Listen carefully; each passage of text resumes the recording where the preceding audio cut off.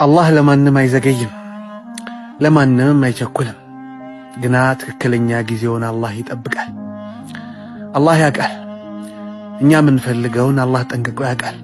የሚያስፈልገንንም አላህ ይረዳል።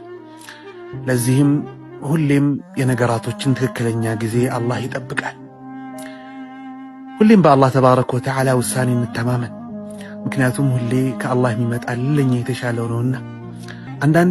አንዳንድ ጉዳዮች የዘገዩብን ይመስለናል። ግና እውነታው አላህ ተባረከ ወተዓላ ያ ጉዳይ ለኛ እንዲመች፣ ለኛ እንዲስማማ፣ ለኛ እንዲሆን፣ እኛን እንዲያስደስተን አድርጎ አላህ እያበጃጀው እያስተካከለው ነውና በትዕግስት አላህን ተማምነን እንጠብቅ። ከአላህ ይመጣልን ነገር በሙሉ ኸይር ነው።